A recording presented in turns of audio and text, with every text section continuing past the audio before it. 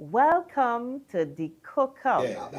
Cook-Up connoisseurs, we have a sweet, sweet show for you today. And we have a distinguished gentleman who is going to be my assistant chef on the Cook-Up.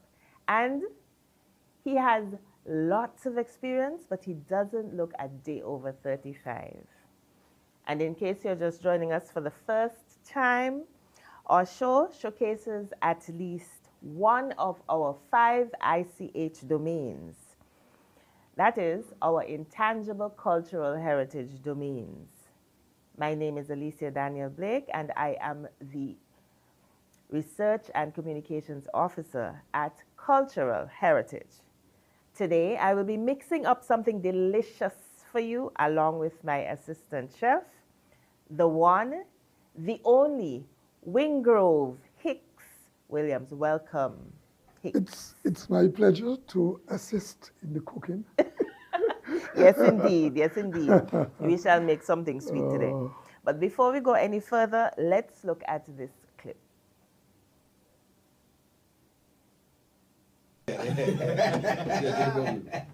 So this one is the featured song here. They don't know, Bubble It. The ladies them have been waiting for this one for quite a while now. Cook-Up connoisseurs, just a minute. We'll be right back with you.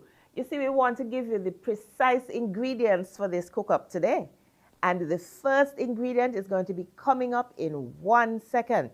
But the ICH domain that Hicks is part of is performing arts. And Hicks, you have been performing for quite a while. Are we ready with that clip? Let's go. You educated me when you disclosed that in 1971, 4th of November, the Carnival Act was passed. 4th of November is my birthday, fortunately. Perhaps that's why I'm still here and still around Carnival for this length of time. Perhaps as well, I might be here for next 51 years. How much ever you want. Right? Yes, sir.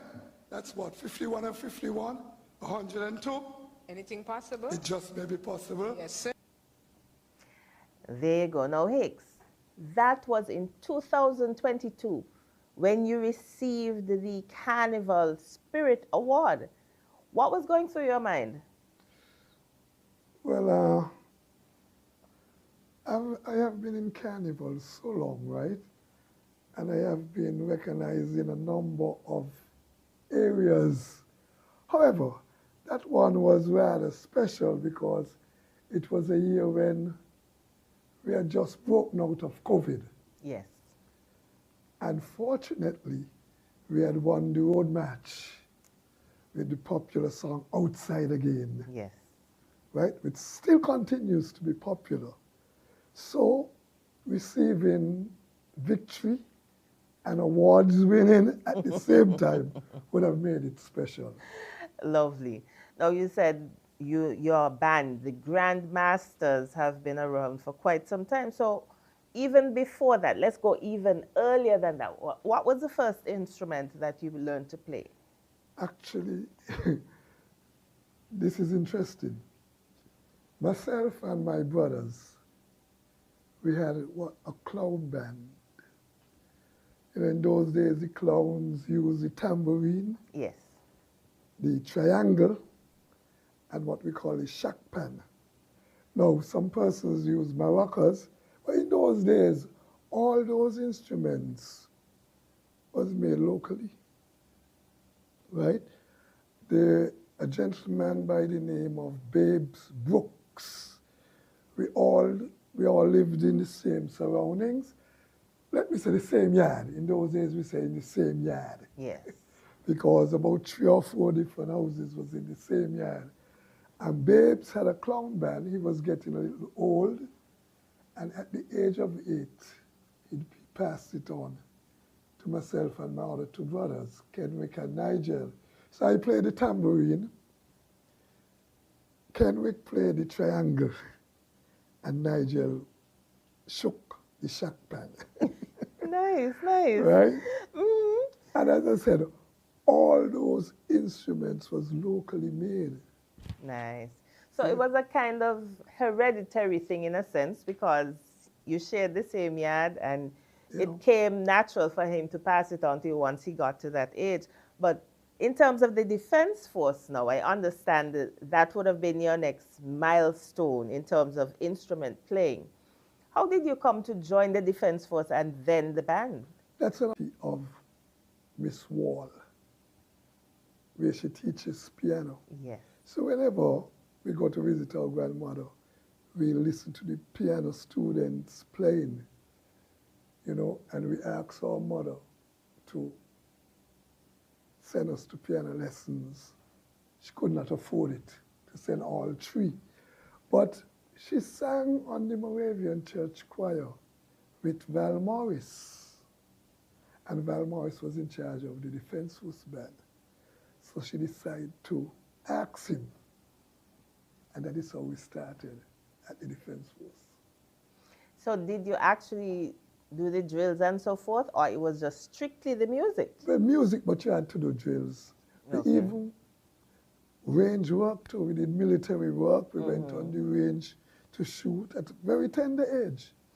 As a matter of fact, when we started playing in the Defense Force band, we weren't known as privates. You know, you have first stage private, corporal, lance corporal, corporal. So they call us Boy Hicks.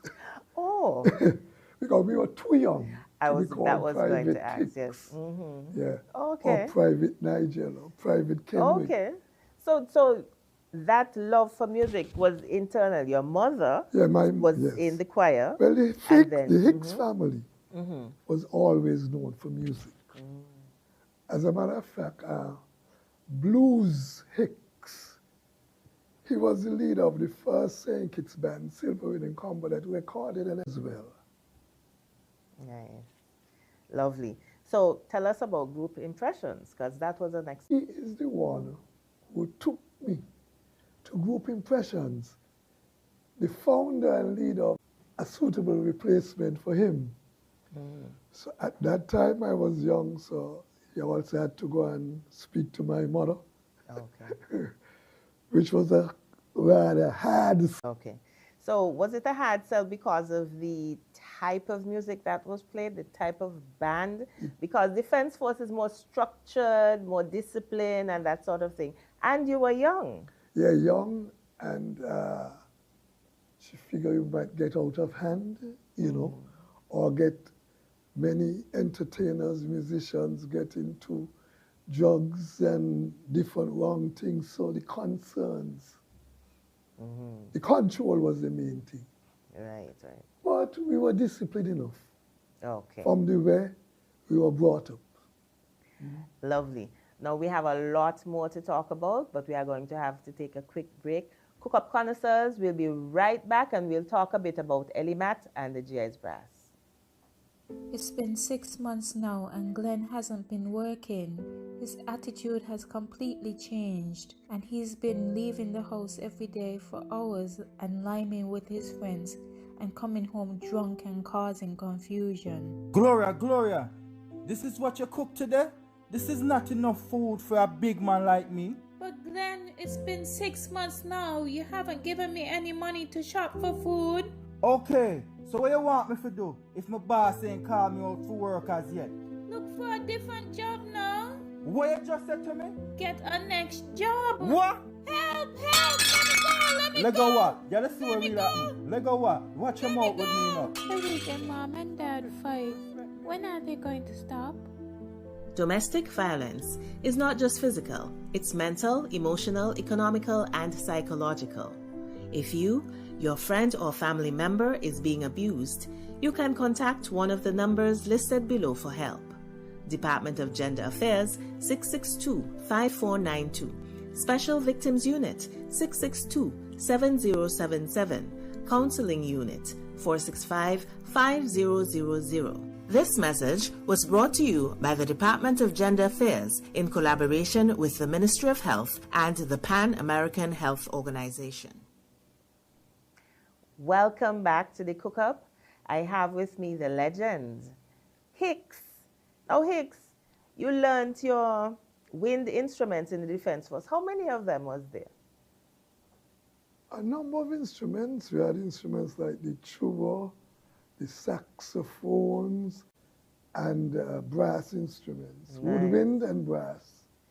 So is it a case where when you know how to play one instrument, the others are similar? Some.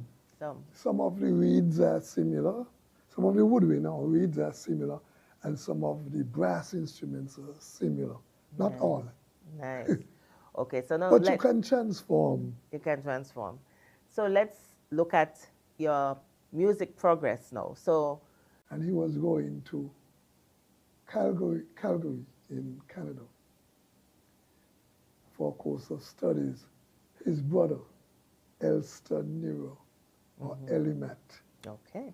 then took over the band's leadership. And when we recorded our first long-playing album, Elimat himself changed the band's name to Elimat and the Jazz Brass. Okay. Because in those days, most band leaders, most bands around the region used to be named after the band, adopted the same policy. So what instruments did you play there? The trumpet. This one is the featured song here, don't know, Bubble It. The ladies them have been waiting for this. Yes! So when I up your views, Yes! Cook-Up Connoisseurs, did you see that? Now, Hicks, what is amazing to me is that you are not in the room.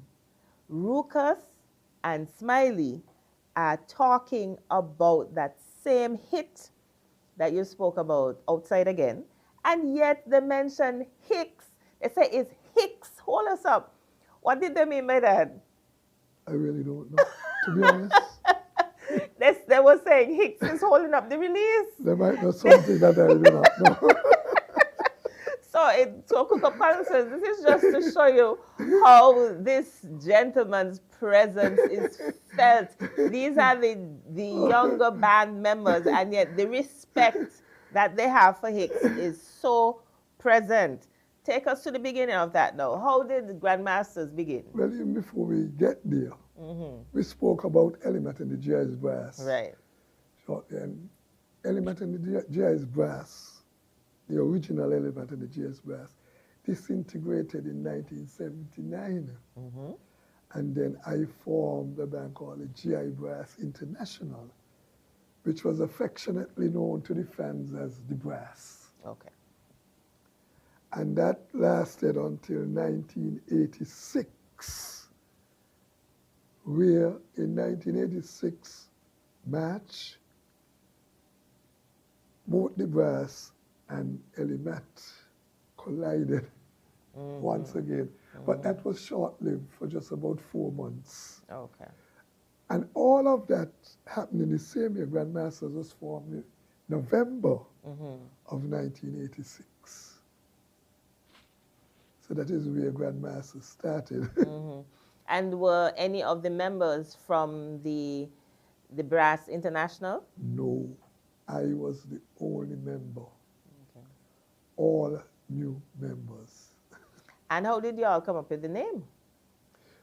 Good, we were toying when we were about to perform for the first time.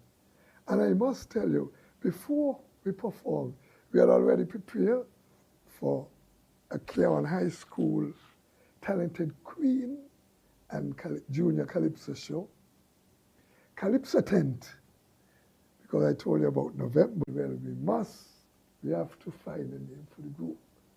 And we had a number of youth and experienced musicians. So one of the names we toyed with was Masterminds. And then we discovered that there were a band in Antigua by the name of Mastermind.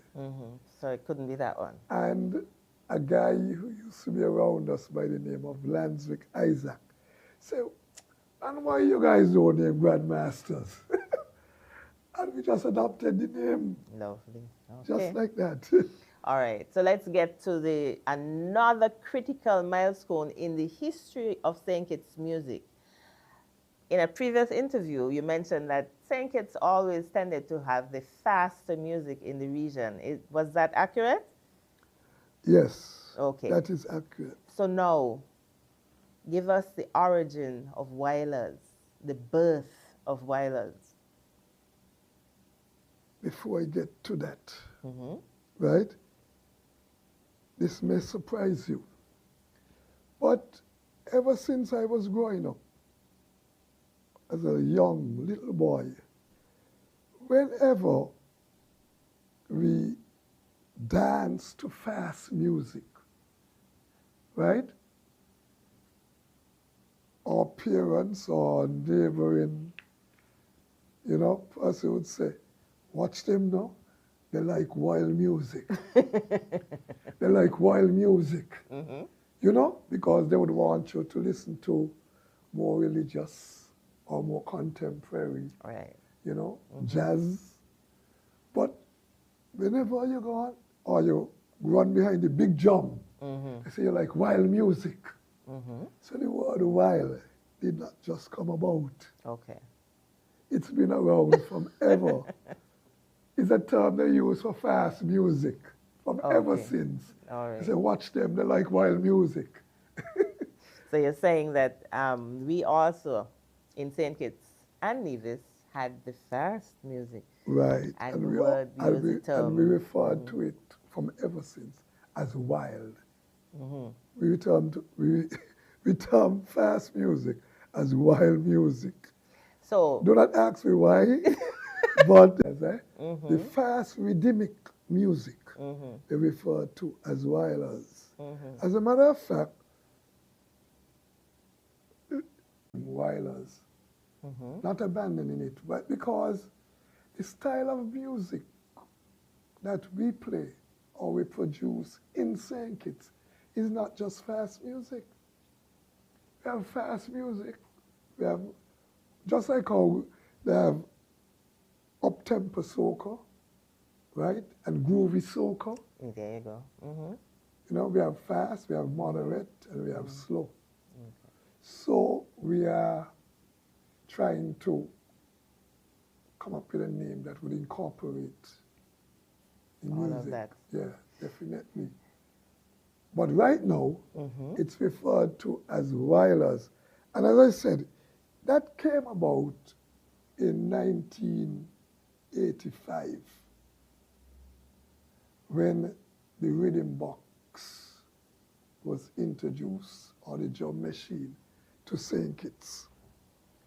Before the drum machine, we had manual percussionists.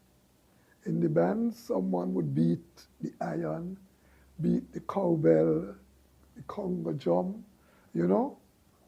and that was called the rhythm section. Right, okay. So in those days, we had what we call tune percussion and untuned percussion. The iron could not tune with different notes. It had one sound. Exactly. So it was an untuned percussion. Right. Right? But things like the xylophone was a tuned percussion, or the steel pan. But what happened? The rhythm machine enabled every instrument to be tuned. So it could even tune the desk. Hicks, now we're getting into the meat of it, but we have to take a short little break. Cook Up Connoisseurs, you see how interesting this interview is, so do not go anywhere. We'll be right back.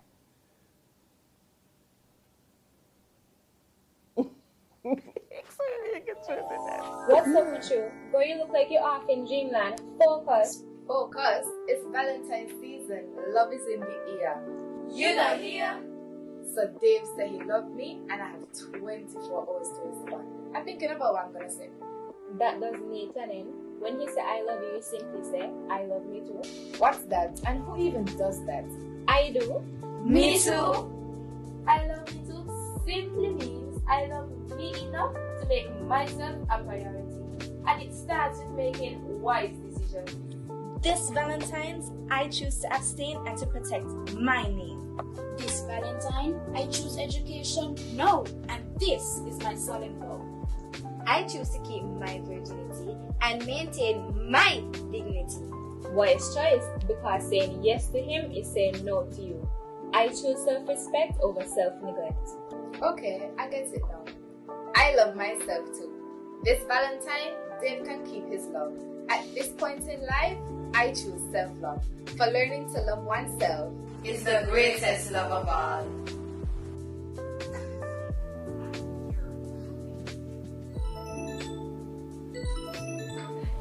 Hey baby, you know I love you, right? I love me too.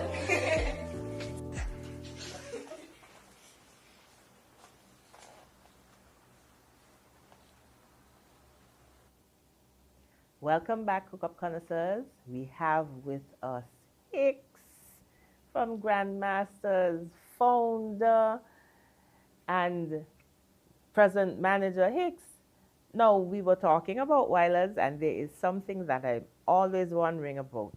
Weilers in St. Kitts, many of them tend to talk about explicit things, explicit lyrics, and a lot of them degrade women.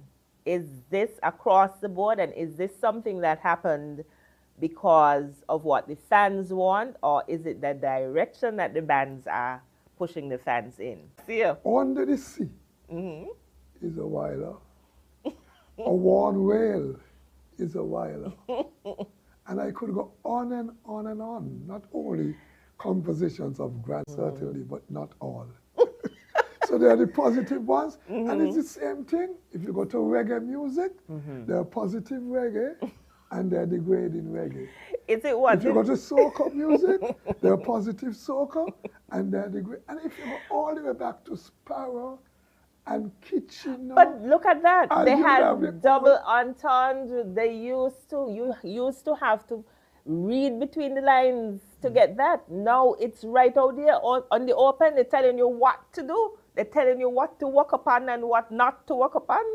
So it's no longer read between the lines. So tell me about that. Greenpeace said that whaling is bad, but this kind of whaling is good. A worn whale. Hicks, I can't go with you.